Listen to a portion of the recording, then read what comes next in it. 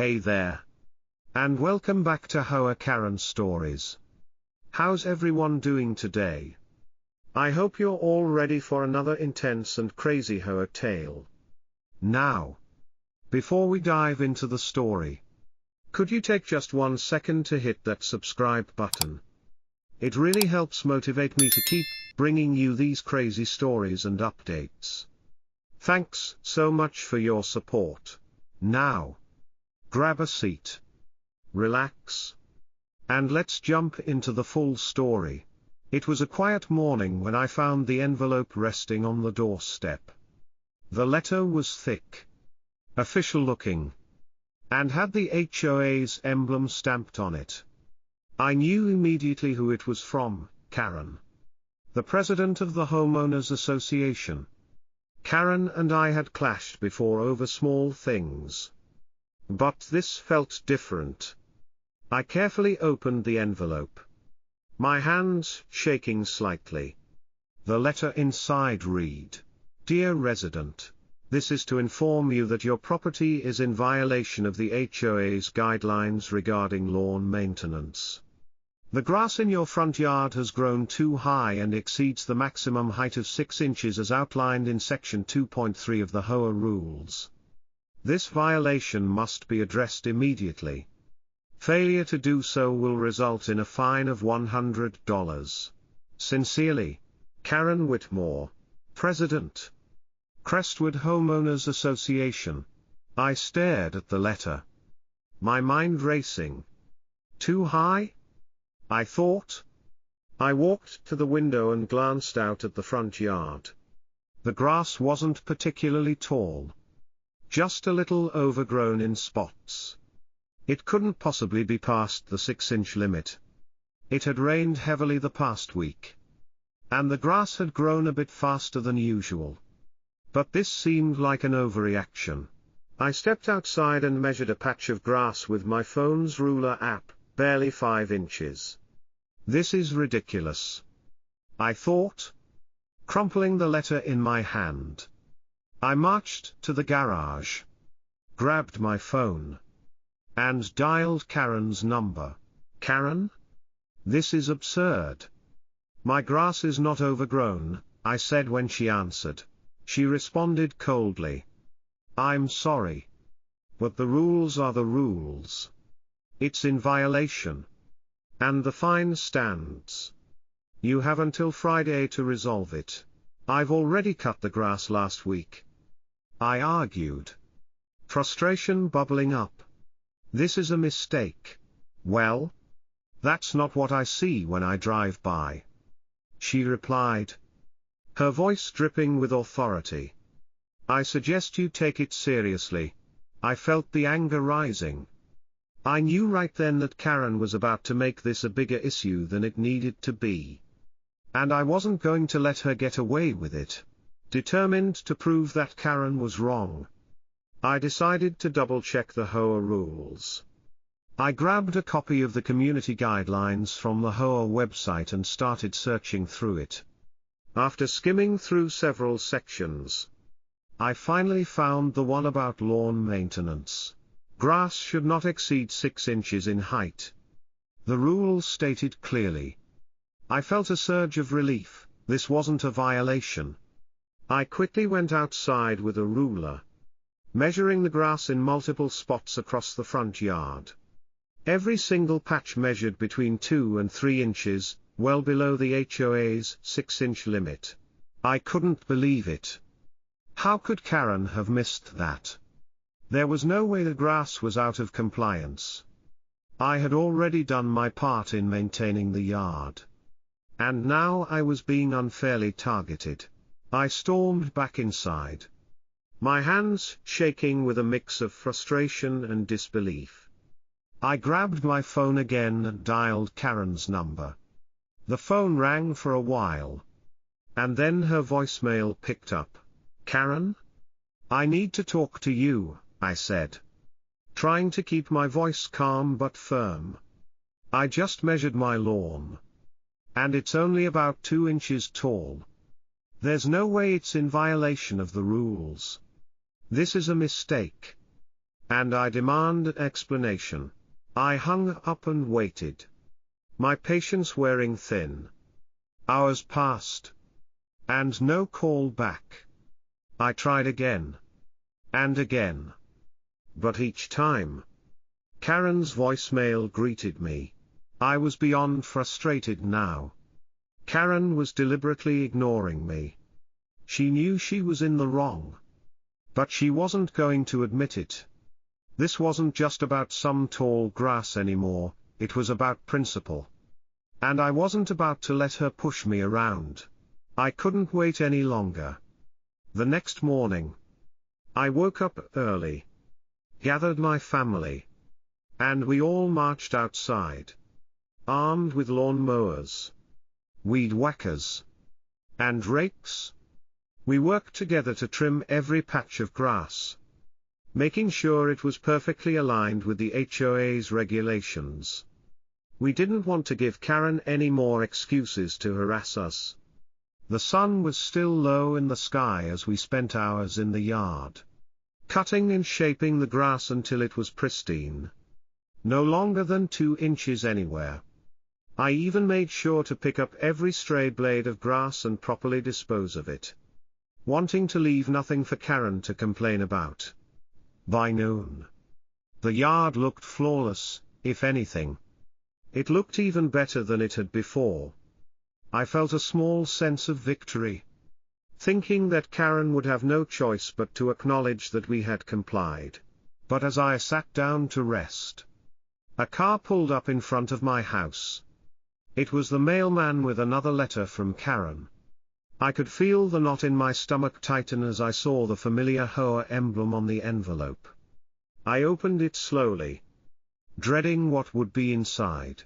It read, "Dear resident, despite your recent efforts to maintain your lawn, we have observed that the grass in your yard is still not in compliance with our guidelines. The lawn has not been properly cut and remains in violation of the community rules. A fine of $100 will be imposed immediately. Please pay this fine promptly. Sincerely, Karen Whitmore, President, Crestwood Homeowners Association." I stood there in stunned silence. My heart pounded in my chest, and I could feel my blood boiling. How is this possible? I muttered under my breath. We had just spent hours trimming every blade of grass, and now Karen was telling me that it still wasn't good enough. I stormed back into the house and grabbed my phone. This time, I didn't hesitate. I called Karen directly. "What is this, Karen?" I demanded when she picked up. "I just spent the entire morning cutting the lawn to meet your standards, and now you're still threatening me with a fine. This is outrageous." Karen's voice was as calm and detached as ever. "You may think you've done enough, but the Hoa standards are clear.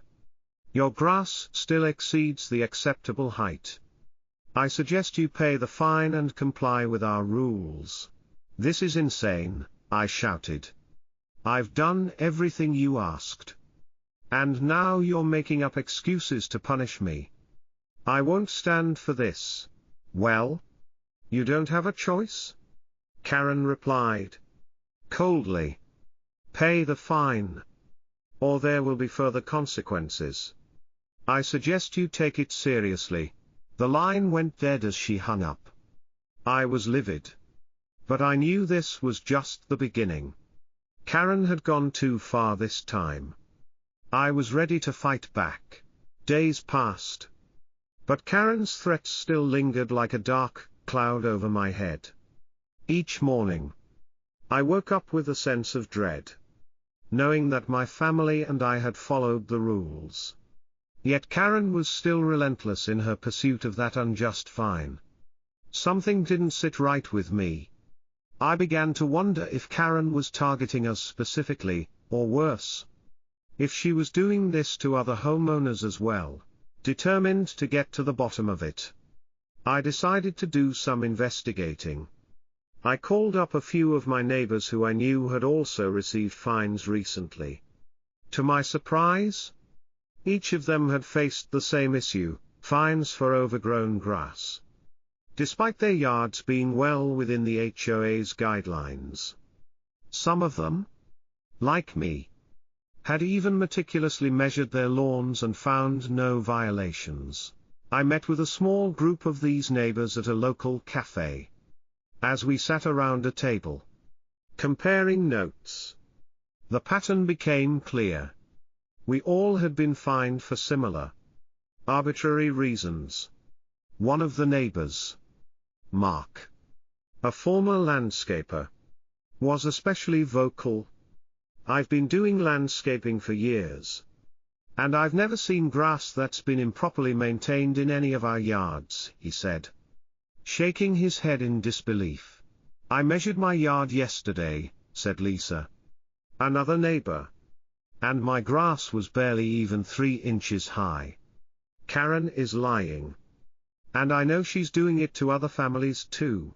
We quickly agreed that this wasn't just a mistake. Karen was abusing her position for some unknown reason.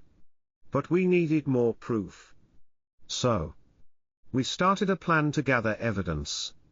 We'd each document the measurements of our lawns and take photos to compare them with the fines Karen had issued.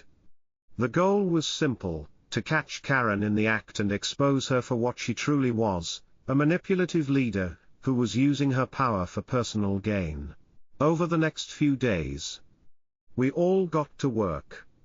Each of us took precise measurements, snapped clear photos, and made notes of the dates. When I checked the records, it was evident, not one of us had violated the HOA's lawn rules. Our lawns were all well within the required limits. The grass was healthy, neatly maintained, and not a single blade exceeded the 6-inch maximum height. With this evidence in hand, we knew we were ready. The next step was to confront Karen, and this time, we wouldn't let her get away with her lies. The more we dug into Karen's actions, the more suspicious everything seemed. The evidence was starting to pile up. But we still didn't have the smoking gun that would expose her for good. Then, one afternoon, everything clicked. I had made a habit of checking the Hoa bulletin board outside the community center. It was a place where Karen would post her updates. But lately, I had noticed something strange. There, on a faded flyer, was a promotional ad for a lawn maintenance service offered by none other than Karen herself. The flyer was slick and professional, with bold letters boasting about her special discount rates for Hoa members. "Need help with your lawn? Contact Karen Whitmore's Lawn Care Service. Special prices for Hoa residents who need immediate lawn care." It read. I felt my stomach drop. The flyer was dated just a week ago. And the timing was too perfect. I couldn't believe what I was seeing. Karen wasn't just issuing fines out of nowhere, she was offering her own overpriced lawn care service as a solution to the fines she was arbitrarily issuing. For those who didn't want to deal with the hassle of cutting their own grass or paying the fine, Karen was offering her services at a premium price. I wasn't the only one who had seen it. Mark and Lisa had both spotted the flyers as well. And after a quick call, we met up to compare our findings. "This is insane," Mark said, holding up a copy of the flyer. "She's literally profiting off the fines she's issuing. People are being forced to either pay her fine or pay her to cut their lawn at a ridiculous price." We all agreed that this wasn't just unethical, it was illegal. This was an abuse of power. Plain and simple. We needed to act fast. We gathered our evidence, photos of the flyer, our measurements, copies of Karen's fines, and statements from other residents, and made an appointment with a lawyer. The next day, we were sitting in the lawyer's office. laying everything out on the table. "You have a solid case," the lawyer said after reviewing the evidence. "This is clear abuse of power. And it looks like she's been using her position to line her pockets. We can file a lawsuit for damages and breach of trust." It was time to take action. We filed the lawsuit. And soon, the community was buzzing with the news. The story spread like wildfire. And people were furious. Karen had been using her position as Hoa president not only to harass residents but to manipulate them into paying her inflated prices for services they didn't need. Karen's empire was about to crumble. The residents of the neighborhood were no longer afraid of her. The truth had come out. And she could no longer hide behind her position of power. The days following our lawsuit were filled with tension. The entire neighborhood had been buzzing with the news. And many of the residents who had previously been silent now spoke up, sharing their own stories of unfair fines and pressure from Karen. The Hoa board was under intense scrutiny. And the pressure on them to act became unbearable. Soon, the Hoa called for a special meeting. The room was packed with residents, all eager to find out what action would be taken against Karen. Mark, Lisa, and I were there, sitting in the front row, ready to see it through. The atmosphere was thick with anticipation. Karen, however, was nowhere to be seen. Her absence spoke volumes. The meeting began. And after a few minutes of formalities, the Hoa president addressed the room. After a thorough investigation into recent complaints and violations, including those raised by multiple residents, we have uncovered serious misconduct by our Hoa president, Karen Whitmore, the board member said, her voice stern. We have found evidence that Karen was personally benefiting from the fines imposed on residents through her lawn care service, which is a clear conflict of interest and a breach of Hoa guidelines. A murmur of shock swept through the room. People exchanged looks of disbelief. But there was no turning back now. The board member continued. As a result of these findings, Karen Whitmore is hereby removed from her position as Hoa president, effective immediately. We will also be refunding all fines that were unfairly issued, including those to the families who were wrongfully targeted. The room erupted into applause. And I couldn't help but feel a wave of relief wash over me. My family was finally free of the burden Karen had placed on us. And we would be reimbursed for the unjust fine we had paid. The community, too, was liberated from the tyranny of Karen's abuse of power. But the best part came next. The board also announced that Karen would be held financially accountable for the damages she had caused to the residents. She would be required to pay restitution for the emotional distress and financial losses her actions had caused. Karen, once so confident in her position, was now a pariah in the community. She had lost everything, her job, her reputation, and her power. She had no choice but to leave the neighborhood. And as she packed up her belongings, no one came to say goodbye. For my family, and the other residents, this was the beginning of a new chapter. The Hoa was now led by a more ethical, transparent board that valued fairness above all else. The once dreaded community meetings became calm, collaborative discussions, and the fear that had lingered in the air for so long was finally gone. As for me, I had learned a powerful lesson about standing up for what's right. Not only had I protected my family, but I had also helped rid the community of a corrupt leader. In the end, it was about more than just a lawn, it was about justice, integrity, and making sure that no one could abuse their power again. And that felt like a real victory.